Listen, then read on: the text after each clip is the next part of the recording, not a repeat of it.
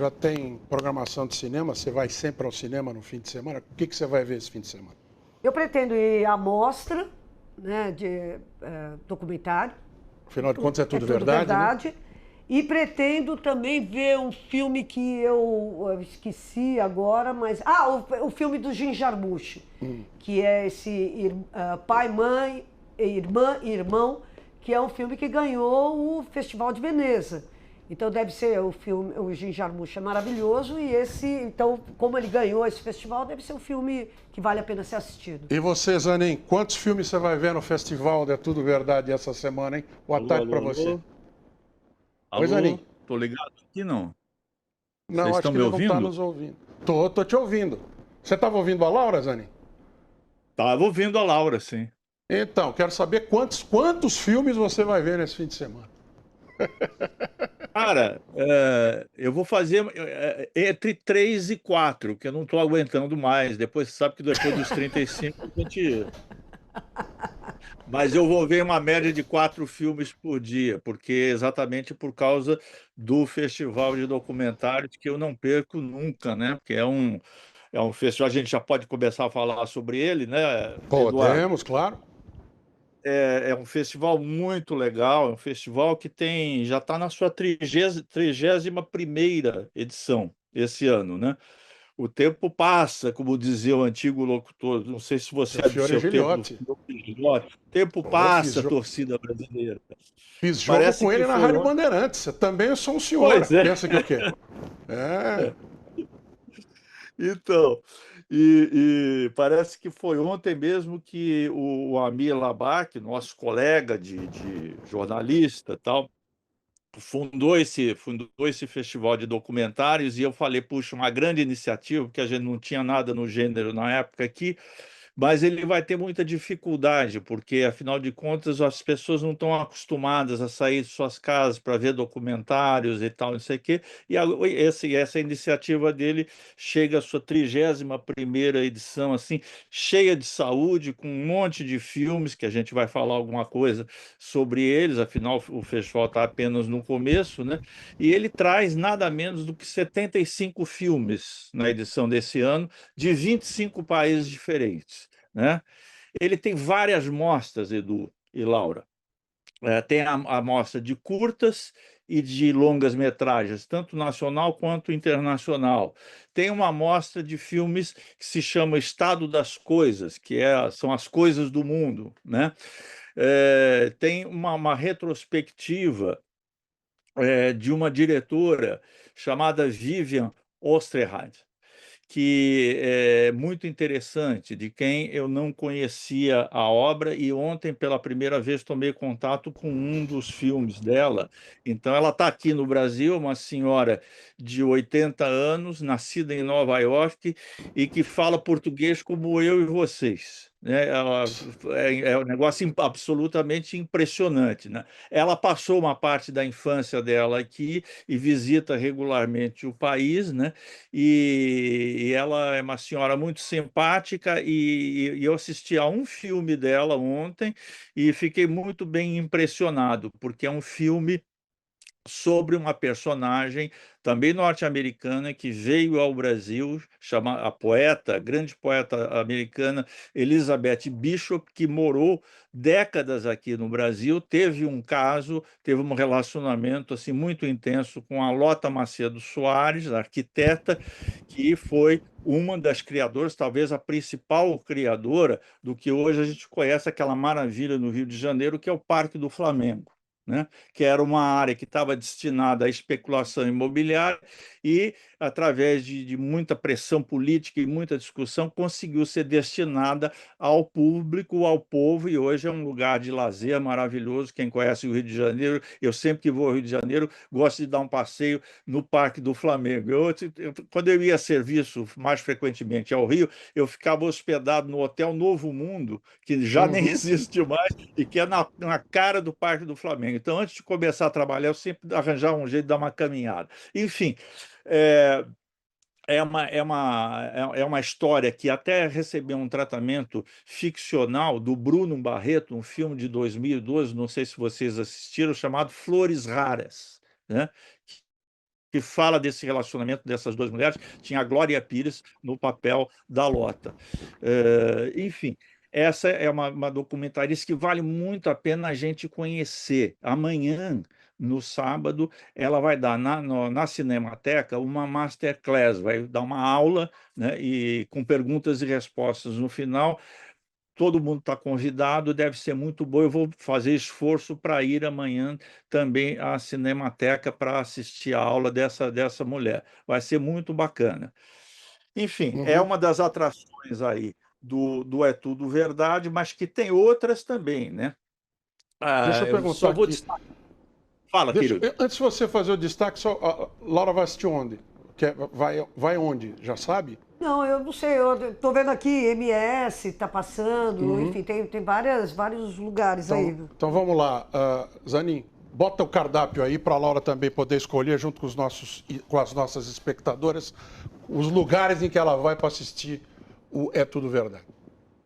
Olha, eu não sei qual é a preferência da Laura, mas o festival ele vai se desdobrar em algumas salas, por exemplo, o Cine Sesc, tá Uhum. voltando ao festival, depois de alguns anos de não participar do É Tudo Verdade, ele está voltando ao festival. E é um cinema fantástico, né? Para mim, talvez seja o meu cinema, como sala de cinema, a sala favorita minha de São Paulo, porque pela qualidade de exibição, pela simpatia do pessoal que te atende lá e pela excelência da programação. Então, tem muita coisa no Cine Sesc, mas também a Cinemateca Brasileira, que é outro espaço da cidade, assim, maravilhoso, né? É onde eu particularmente vou jogar minha âncora na Cinemateca Brasileira. Daqui depois do programa eu vou comer alguma coisinha, vou direto para a Cinemateca e vou emendar 3 filmes lá, direto, Uhum. né? Que é bom que você vai para um lugar e você não precisa sair para ficar pulando de uma sala a outra nesse trânsito que nem sempre é amigável na nossa cidade. Mas, enfim, eu já vi algumas coisas interessantes. Vi para quem é fã do David Bowie, por exemplo, foi o filme de abertura e que tem algumas repetições aí. Chama-se Bowie, o Ato Final, de Jonathan Stiasny. Esse filme, eu te confesso que eu fui ver, porque era a abertura do festival, a gente vai encontrar as pessoas e tudo mais, vai conversar um pouco, mas eu esperava que fosse mais do mesmo, das tantas coisas que a gente já viu sobre o David Bowie.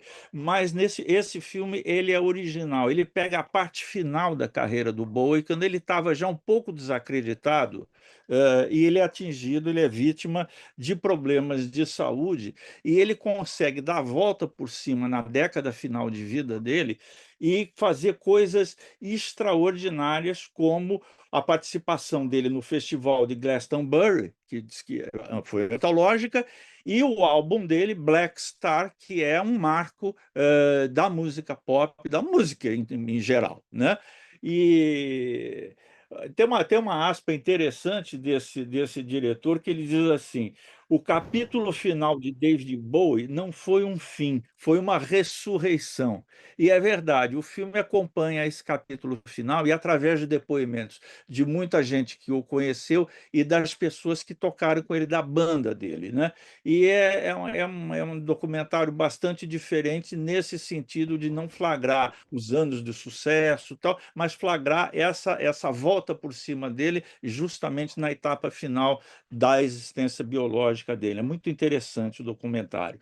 Outro Uhum. documentário de personagem, para quem gostar desse gênero de filme, é Bardot, com a direção do francês Alain Berliner e Elora Tevenet. Isso é uma dupla que dirige esse documentário Bardot e tenta entender o porquê que no auge da fama, no auge da badalação em cima da Brigitte Bardot, ela abandona tudo em 1973 e vai se dedicar à causa da defesa dos direitos dos animais, causa na qual ela se empenhará até o final da sua longa vida. Vocês estão lembrados, ela morreu com mais de 90 anos, em dezembro do ano passado. Recentíssimo, então, essa história dessa atriz, né? O filme mostra como a fama, acabou por saturá-la, ela não aguentava mais a presença de paparazzi que não a deixava, tal, nenhum momento de intimidade. Ela sentiu muito, segundo esse filme, essa presença da mídia já numa sociedade que era já o prelúdio da nossa, que era a sociedade do espetáculo, né? E que cobra um preço alto das pessoas que atingem a fama, e parece que ela sente isso de uma maneira particular. Então, no auge do sucesso dela, ela não aguenta esse peso e ela se afasta e descobre uma causa pela qual viver. Eu acho esse filme legal, tem muita imagem bacana, mas eu acho que ele passa um pouco de pano na biografia da Brigitte Bardot, que, como a gente Oh, sabe, além dessa causa meritória da defesa dos animais, também aderiu à extrema-direita assim, da francesa com extrema facilidade, né? Apoiou Le Pen, teve nas piores causas assim do seu país e do mundo em termos políticos. E o documentário meio que passa por cima disso, assim como um gato passa em cima de uma poça d'água rapidinho, resvalando, sem tocar na superfície. Eu acho o seguinte, que como esse filme foi encomendado pela Fundação Brigitte Bardot, que é a fundação que ela organiza depois de muitos anos de luta pela causa dos animais, né? Como houve essa encomenda, vamos dizer assim, eu acho que o filme, particularmente no final, virou um pouco chapa branca. A gente gosta um pouco, a gente que tem espírito crítico, gosta muito dos nossos ídolos, das pessoas que a gente admira, mas também nós não precisamos de pessoas unidimensionais que não têm defeitos e não têm contradições internas, como é do ser humano normalmente tem. Eu senti falta disso aí nessa biografia, que vale por outros aspectos também. posso fazer uma pergunta? Pois não, Laura. Zanin, deixa eu fazer uma pergunta para você. Parece que tem muita biografia, né, nesse É Tudo Verdade, né? Você falou da Elizabeth Isso. Bishop, do Bowie, Bardot, Brigitte da Bardot. Bardot. Enfim, até agora você falou só de brancos. Eu queria te perguntar, brancos e tal, europeus, cadê a produção? Eu queria que você falasse um pouquinho mais sobre a produção Diversa. de outros lugares, a produção que reflita realidades de outros países, particularmente desses países que estão hoje lutando para ter uma voz no mundo. Como é que você vê esse festival em relação a essas novas vozes da narrativa mundial? Pois é, Laura, como na verdade, eu não tenho ainda uma visão abrangente desse recortes do festival como um todo, porque, na verdade, ele teve a abertura para convidados, como eu falei, na quarta-feira, e ontem foi o primeiro dia de exibição para o público, né? Então, eu suponho que essa diversidade vai aparecer bastante, porque um dos segmentos do festival é o foco latino-americano, onde esses filmes devem aparecer. E ontem mesmo já apareceu um filme importante que sai desse mundo europeu, branco, tal, que é um documentário muito interessante chamado Meu Pai e Gaddafi, que é Nossa. dirigido por uma pessoa que se assina Giran, né? E essa diretora do filme, ela era menina, ela tinha 6 anos, quando o pai dela viajou para o Cairo. O pai dela era uma personalidade importante, viajou para o Cairo e nunca mais foi visto, nunca mais foi encontrado. Esse pai dela era o Mansur Kikia, não era um cidadão comum, ele tinha sido ministro das Relações Exteriores de Muammar Gaddafi, tinha sido embaixador das Nações Unidas e era advogado pelos direitos humanos, mas ele passou a ser uma voz discordante dentro do governo Gaddafi, até chefiar uma oposição a esse governo. E tudo indica, pelo menos é o que o filme nos leva a crer, através da voz da filha, né, que houve aí um crime político de desaparecimento desse personagem. É um filme politicamente muito interessante, porque ele dá, apesar desse recorte, que é um recorte pessoal, que a gente poderia resumir: filha procura pelo pai desaparecido, quer saber o que aconteceu com o pai desaparecido. eh, Todo um contexto geopolítico aparece aí com a Revolução da Líbia, os primeiros anos do governo Gaddafi, né, a contestação e todo o desenvolvimento que isso vai acontecer ao longo dos anos, do longo período de poder do Muammar Gaddafi. Então, já é um filme que introduz a questão do mundo árabe aí na nossa paleta de atrações do É Tudo Verdade.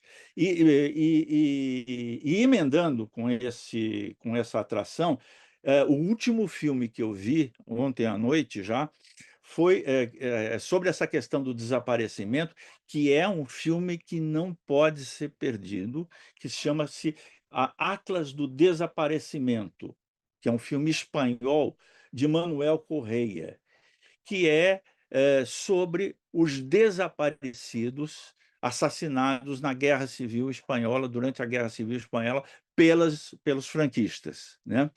E mostra como uma organização de pessoas, já da terceira ou quarta geração depois dessas pessoas desaparecidas, ainda continuam a procurar pelos restos dos seus parentes, né, que foram assassinados. É uma coisa absolutamente comovente e totalmente intrigante. Eu não vou dar spoiler, porque eu caí da cadeira.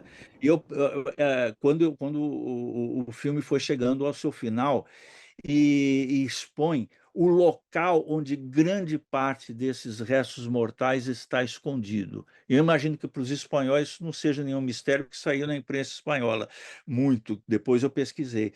Mas para mim foi uma novidade, onde os fascistas arrumaram um lugar quase que perfeito para esconder os restos mortais das pessoas que haviam sido assassinadas por eles mesmos fascistas. É um filme espetacular nesse sentido e que mostra uma coisa que já aparece em outros filmes e que a gente, por exemplo, Ainda Estou Aqui, que é o filme do Walter Salles, né, como esse processo do desaparecimento de inimigos políticos é uma coisa das mais cruéis, porque, além do crime em si, ele não permite que as pessoas da família façam o trabalho de luto, que seria fazer a cerimônia fúnebre, dar uma sepultura digna e saber que os restos mortais do seu ente querido estão depositados ali, né? É uma coisa muito impressionante esse filme, eu recomendo demais para vocês,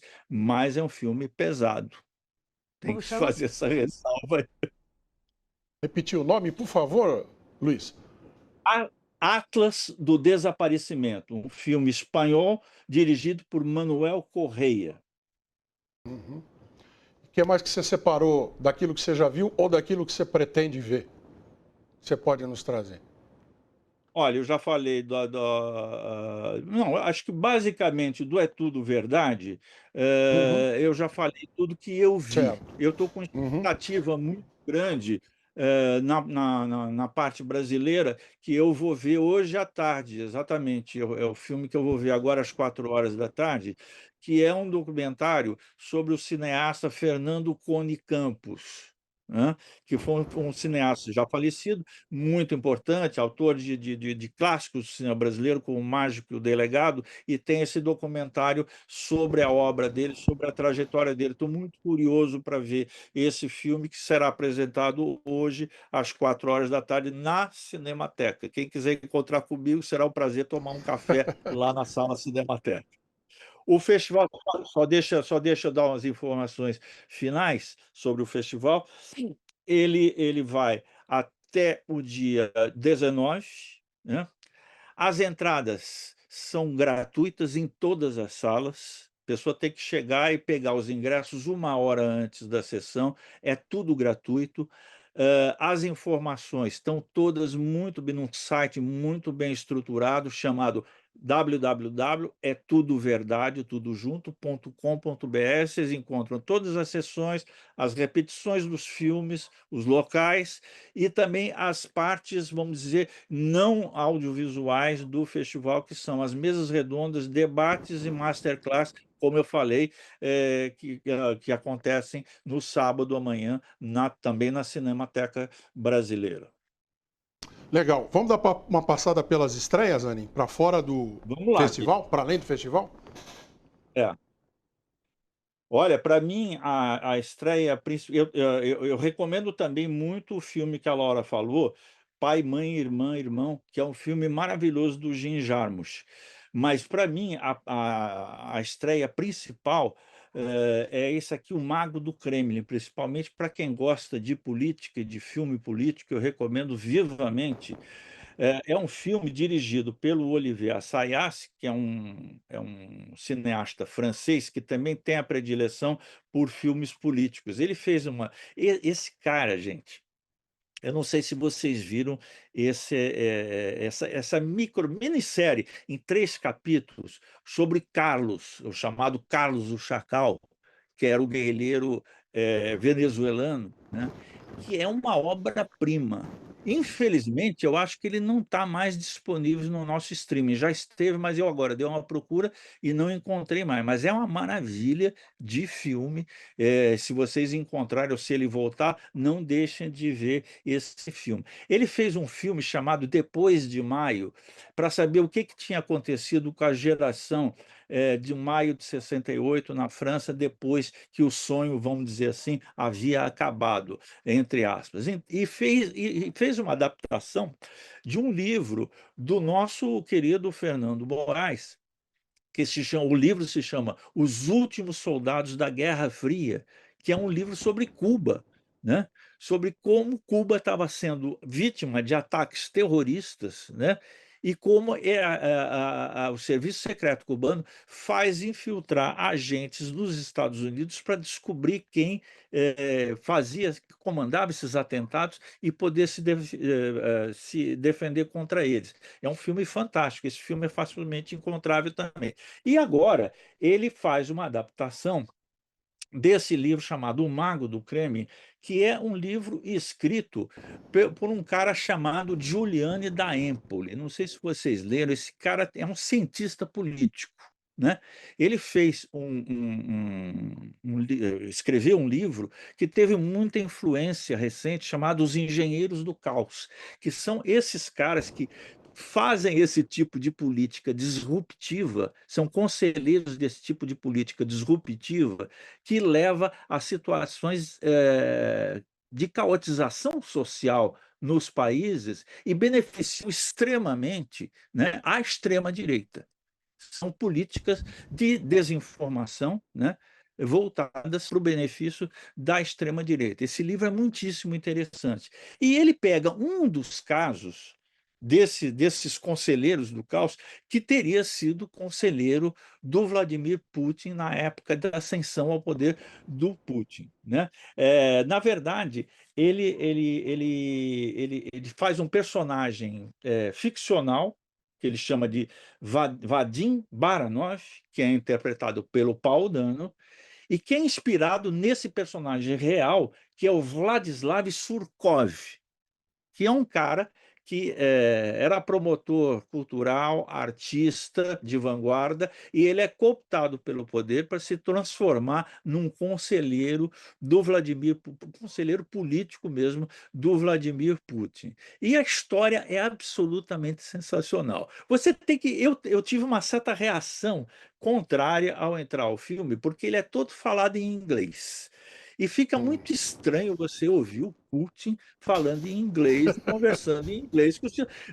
É muito estranho, né?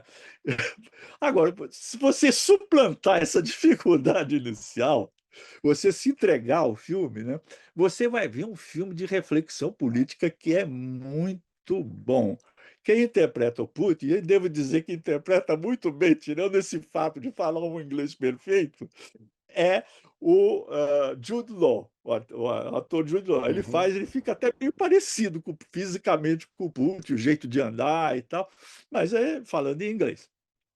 E é muito interessante de você acompanhar as jogadas de bastidores através são quase 30 anos que eles acompanham da história da ex-União Soviética e atual Federação Russa, passando pelos anos finais, né,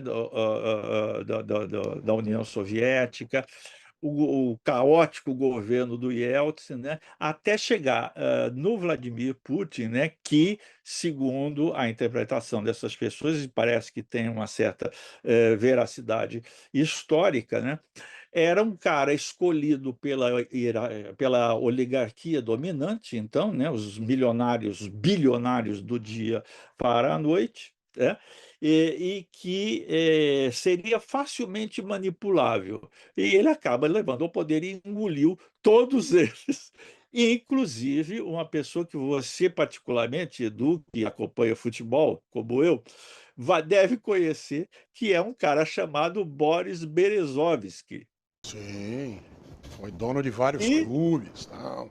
dono de vários clubes, inclusive investidor no Corinthians, na época do Sim, não também. sei se você lembra dessa outra pessoa, o Kia Sim, Jorabichian, né, esse que também. Bem lembrado. era um preposto do Berezovsky aqui no Brasil, né, e que investia no Corinthians. Esse Kia Jorabichian, eu tive vamos dizer assim, a curiosidade, ele visitou o jornal numa certa época lá, né, quando ele era o todo-poderoso, e o jornal ofereceu um almoço a ele. O pessoal do esporte, na época eu era colunista esportivo também, perguntou se eu queria, almoçar junto com o Kiriabichian e a direção do jornal. Eu falei: "Claro que eu quero". Eu nunca conheci um mafioso de perto e tenho a maior curiosidade,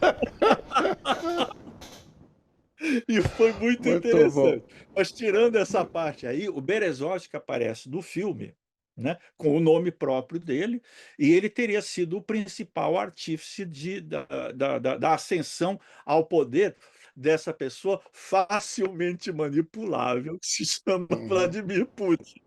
E o Berezovsky Ai, ai. cai em desgraça, vai para o exílio e morre em situações, ainda misteriosas, né, e assim terminou a saga dele. É um filme muito legal. Feito esse reparo Vamos, que eu fiz, é muito legal, e eu recomendo, gente, para quem quiser, olha, é esse livro aqui.